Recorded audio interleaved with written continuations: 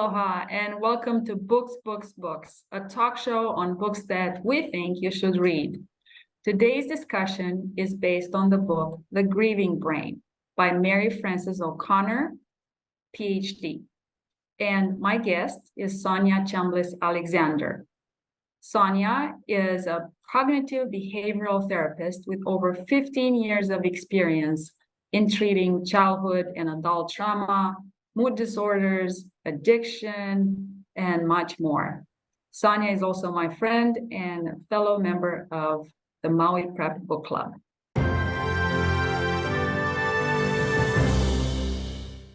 Sonya, welcome to the show. Thank you so much. I'm so excited to be part of this. Well, so I know that talking about death and grief and grieving can be very uncomfortable, even emotional. It's a hard topic. Yet, reading this book, I did not feel overwhelmed. As a matter of fact, this book was very well received. And I wonder, for you as a therapist and for your patients, what kind of new information does it bring to the table? Why is it relevant? Thank you so much. Yes, it really was an amazing book. Being a part of the grieving process with so many patients for so many years, in many ways, it wasn't like new information about how people present, but really amazing new information about how the brain is experiencing trauma and how they are grieving in those moments, and which part of the brain is lighting up and which part of the brain is activating. And I just loved how she put science behind something we all have to deal with and that is very hard to go through. And to have this extra information to help people, even I've already used it in my practice since I've read the book. I've already started applying because sometimes the hardest part of grief is understanding when it's going to end and when it's going to happen. And sometimes that gives some people relief, knowing what's happening to them. So that is what I found really exciting about the book. She does a really great job of taking something that is so emotional and making it appropriately scientific and helping us all understand in our bodies and being able to help create tools, because a lot of people say, well, make a problem, create it. So I know we're going to talk a little bit more about tools later, but I'm really excited that she actually gave ways to handle grief and to work your way through it. So she said, the author says that grieving is like learning a new reality, a physical reality where a dear one is not present anymore. And apparently this is pretty hard to do for our brain. And I wonder, why does our brain have a hard time readjusting and rewiring? Why isn't this as easy as, I don't know, learning a foreign language? Yeah. So I love the frame of reference she gives in the book. She talks about this idea of implicit learning, or probably the one we're more familiar with in our generic terms would be automatic thought process. So my favorite one is in reference to when you learn to walk. You have all these automatic processes, that associations and things that your body does and places that you put your feet, and all of it just becomes natural over time. So in a much different way, automatic learning with a loved one is much part of that same thing. So we are joining identities, we are joining a sense of meaning, we're associating over and over and over these experiences. And I love how she referenced the idea, because I've said this to my patients many times, what fires together wires together. And so these associations of experiencing connection and holidays, it just basically becomes part of our neurons. It becomes part of how we function in the world. And so she talks about grief as a relearning process, because we basically have to experience a new world, and our nervous system goes, something's wrong, something's wrong, something's wrong, something's wrong. We can't ignore the automatic processing, go error code, error code, error code, something is wrong. So that is how it's happening with our body, and why it is so complicated to do grief work, because it's about unlearning what we already knew to be true at a cellular level, at an actual, not just a memory. She talks about implicit at a cellular level. And we can go into more detail later if we have time about what bonding happens, but that's why it's so hard, because we have to relearn how to live our life without the people that we love. We have to learn to change our meaning. We have to learn to change our everyday patterns. And our brain doesn't help because it keeps wanting to ruminate on that thing that used to happen and go back to it over and over again. So when you have a family losing somebody, is it easier to grieve together? Or when you have, a large group of people going through trauma, is it easier for our brain to cope with it or learn from each other's experience? How does that work? So I think that if someone understands what you're going through, when we have associated like a family member, so when you say, I'm really sorry that happened, or I'm sorry you've lost that, that is a much deeper meaning if you know that a person has gone through that before. You feel it at a body level, like, I hear you and I feel you. And so therefore, when you feel that connection with another person, it is easier to go through something together. There is something very important about our human connection and how much it helps us work through our emotions and get on the other side of things. So absolutely, it is more effective to have people coming around us and helping us learn how to be present, helping us learn how to feel through our feelings, be brave enough to be uncomfortable with another person or a group of people. Because that's the hardest part about grieving, is it's just a brutally uncomfortable process that most people struggle tremendously with to stay present for. But the author says something surprising to me, and that is that there is no good advice to someone that is grieving. And I think when we feel somebody's pain, we want to help them solve that and, not feel that pain. And of course, what do? We give advice. Mm-hmm. So yet, I feel that the book offers a lot of pointers in how to handle grief and so on. And was there something specific that you picked up from the book, that one thing that one should remember when they're dealing with this? Like, I remember that book, and I remember that therapist talking about this one thing I should do when I'm going through grieving. I think the biggest thing I would say is that I appreciate what she shared, is don't expect what you say to make them feel better. There is something within us that basically kind of wants to help take their pain away. And it gives them the impression to try to take care of our feelings when we say, I'm so sorry. And you're supposed to say, oh, thank you very much. So the biggest thing is, whatever you say, don't expect to make them feel better. Basically, if we go back to the idea of a relearning process, they are having to create new experiences. They're going to have to learn to do their daily schedule differently. In this case of grief, over a death of a loved one, they're going to have to learn to create a new identity. They're going to have to learn to go through that disconnection from that internal experience, or that implicit learning, or that automatic thinking with this family member. So basically, you need to give them time and be patient with their process. And the best thing we can say is just, I'm here, I'm here, I'm here. And don't expect them to feel better and give you any feedback other than just, thank you, or that I appreciate that.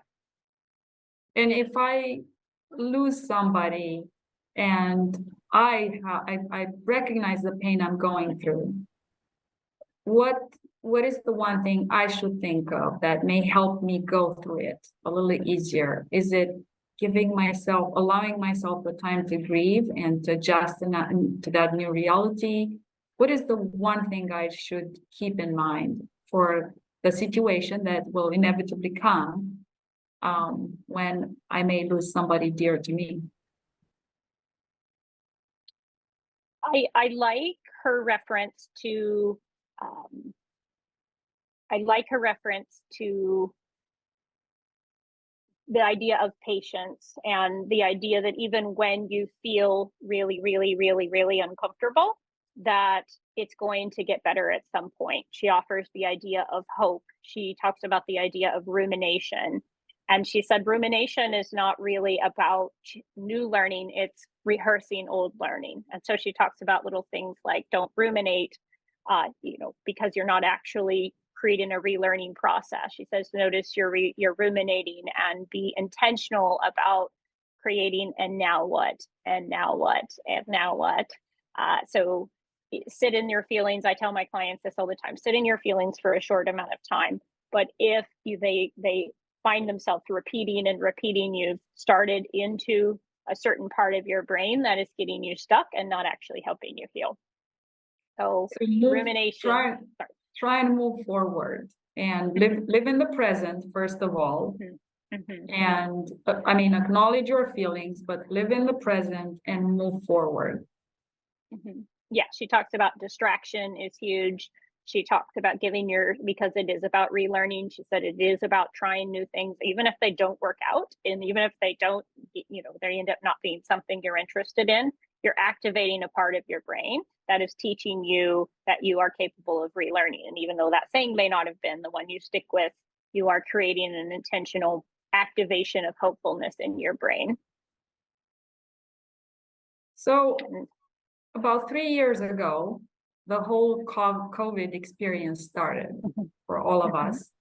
And some of us have been fortunate to not have lost somebody, but I feel that we still had a lot to lose in terms of experiences and opportunities. And, think of the kids that didn't have that high school graduation party anymore, or the kids that, the college experience was minimized essentially. So do you think that grieving over experiences is any different than grieving over the loss of a person? I don't believe so. And I don't believe the brain really knows how to differentiate. I'll come back to COVID for a minute and we'll talk about just the idea of the differentiation. Grief in the brain happens exactly the same way, whether or not the person is still with us. So grief can be a divorce, it can be a pet loss, it can be, a large societal dysregulated experience like COVID. It can be a job loss. I support people many times with retirement because, again, what did we say? It's about relearning. It's about your identity changing. It's about your meaning changing, shared experiences, those kind of automatic processes all changing. So it really doesn't matter if the other person or situation is no longer, quote, available to you. And I've actually worked with a lot of patients and clients who say it would be easier if they were gone, like specifically with like divorce. It would be easier if they weren't, not like I wish harm and I want them dead, few of them, but most of it is like it would be easier if that grief person was not available. That person was not available for me to do life with any longer. So because I go and ruminate and play old memories, so maybe easier if it's more final, like a finite death. But yes, it is the same process within the brain, and it requires the same healing process. So let's talk about COVID for a minute. I did a few trainings towards the middle to the end of COVID, and they talked about an idea of this thing called collective trauma.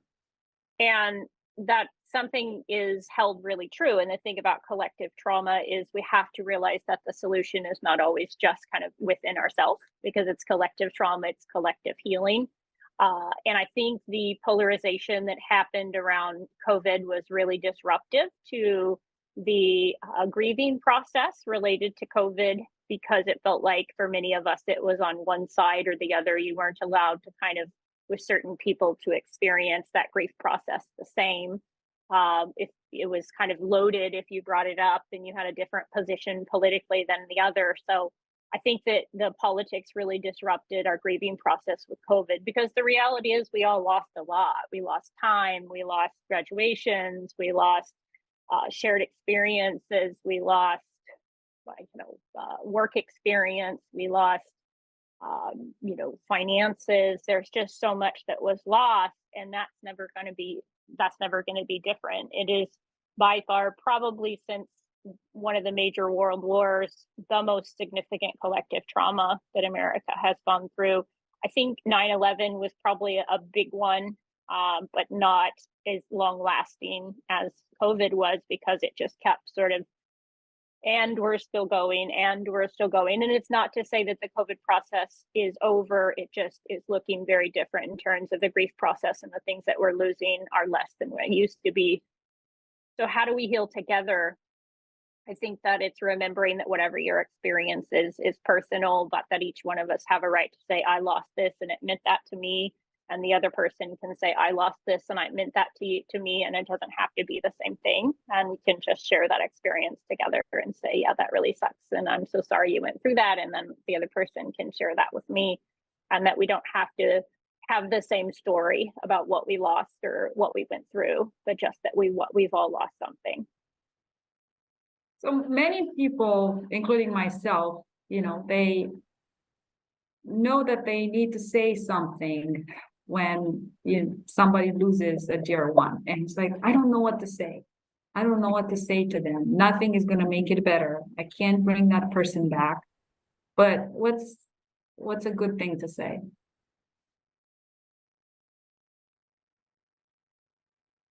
I think I'll say it's a hard question to answer. I would say the biggest thing would be how you show up. How you show up is more important than what you say. Our uncomfortableness with grief is really something that many of us as a society struggle with. And if we settle into the idea that grief is a process and grief is a part of life, and we don't get the beauty. I like her reference within the book that grief is basically proof you loved. Grief is proof that you lived and had great connection with someone or something. Grief is an explanation point on an awesome shared experience, even if sometimes it was a horrible, tragic way to end it.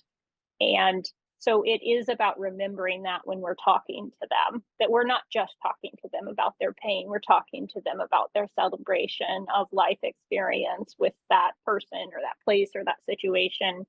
And we can hold space for them. So we look at them and we say, I'm here. And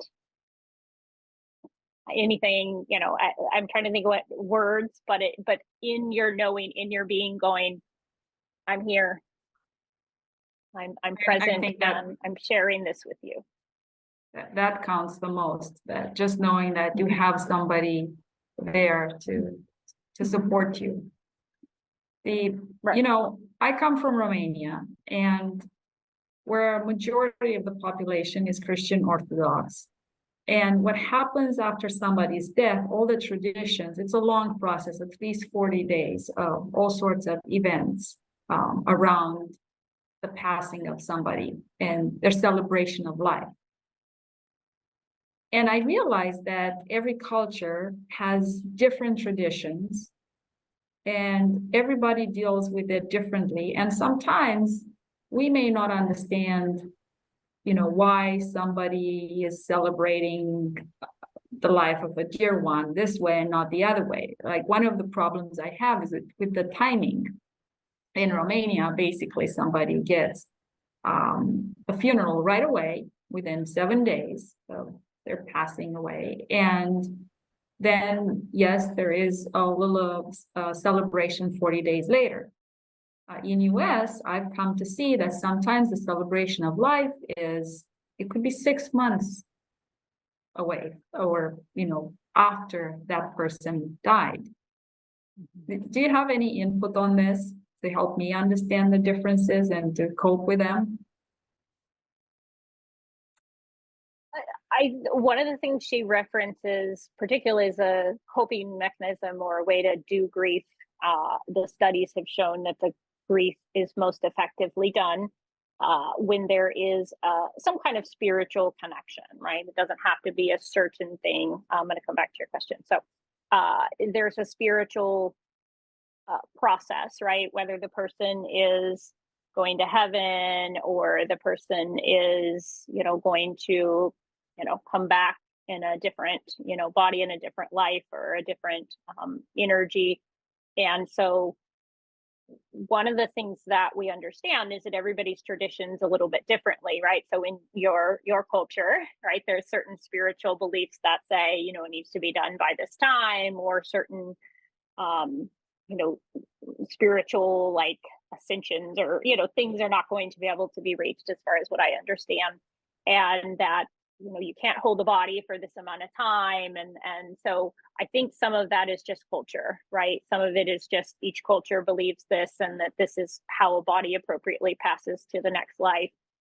So when it comes to certain cultures here, I mean, COVID played a big role in how many people waited on their celebrations of life, right? Because they really couldn't come together.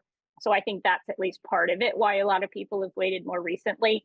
I think other times have been, it's just that if family members don't believe those certain spiritual necessities, and so they feel like it's just a matter of convenience and waiting until everybody's in a better place to meet.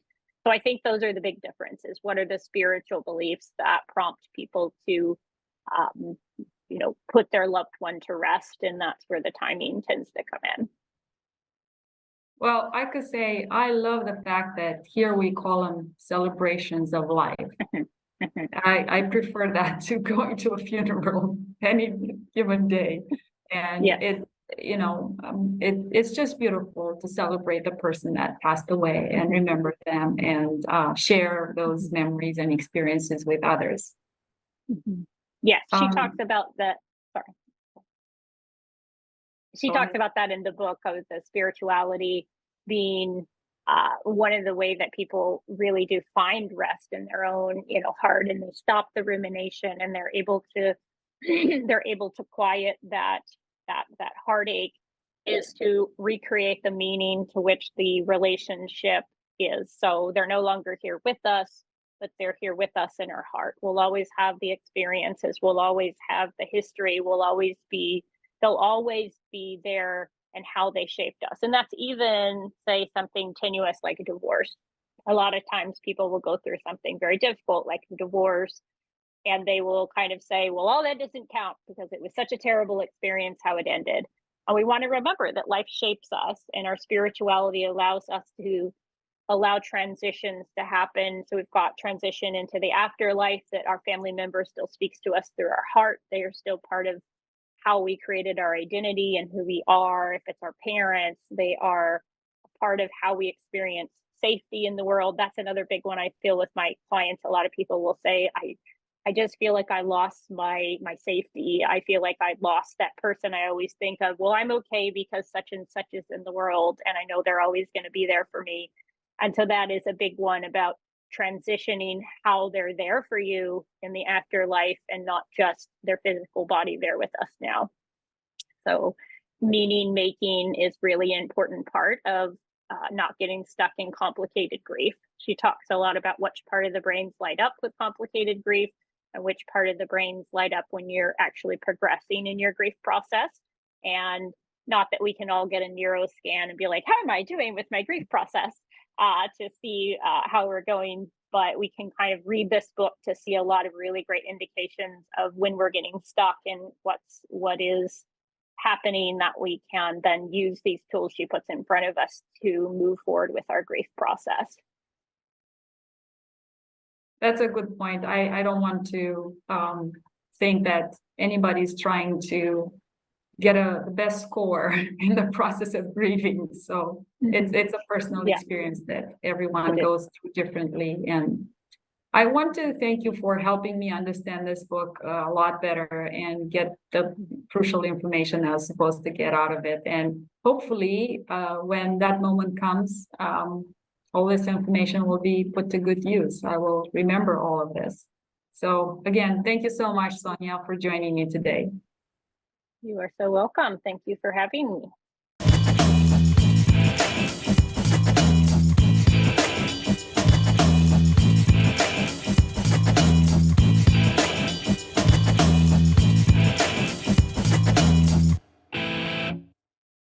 Thank you so much for watching ThinkTech Hawaii. If you like what we do, please like us and click the subscribe button on YouTube and the follow button on Vimeo. You can also follow us on Facebook, Instagram, and LinkedIn, and donate to us at thinktechhawaii.com. Mahalo.